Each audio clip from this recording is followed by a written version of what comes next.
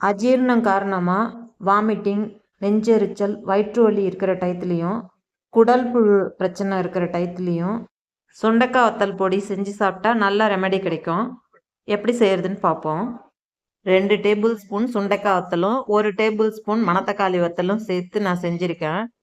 2 வத்தலையும் equal amount எடுத்து செஞ்சீங்கன்னா உப்பு, புளிப்பு, காரம் எல்லாம் பேலன்ஸ்டாக இருக்கும். பொடி ரொம்ப நல்லா இருக்கும்.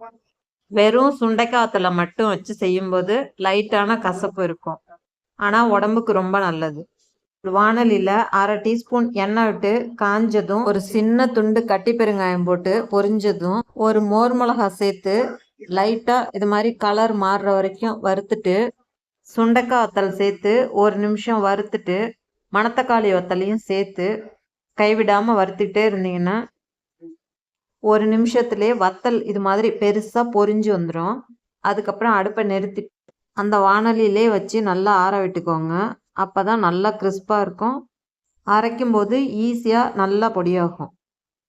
மோர் மிளகாயை இது மாதிரி லைட்டாக வறுக்கிறதுனால காரம் அதிகமாக இருக்கும்.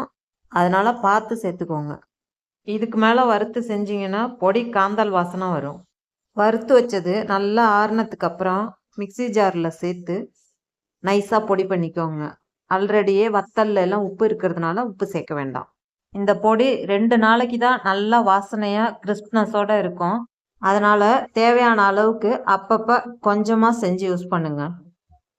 கொஞ்சமாக சூடான சாதத்தில் 1/2 டீஸ்பூன் நெய் அல்லது நல்லெண்ணெய் விட்டு 1 டீஸ்பூன் பொடி போட்டு கலந்து சாப்பிட்ணும். அஜீரணம் ஏற்படும் போது தான் இந்த பொடியை செஞ்சு சாப்பிட்ணுன்னு இல்லை. சாதாரணமாக 15 நாளைக்கு ஒரு தடவை செஞ்சு சாப்பிட்லாம். உடம்புக்கும் ரொம்ப நல்லது. வயிற்று பிரச்சனை எதுவும் இருக்காது. முக்கியமாக குடல் புழு பிரச்சனைக்கு நல்ல மருந்து. குழந்தைங்கள்லேருந்து பெரியவங்க வரைக்கும் குடல் புழுக்கு அடிக்கடி மாத்திரை எடுத்துக்காம இது மாதிரி செஞ்சு சாப்பிட்டா நல்ல ரெமெடி கிடைக்கும்.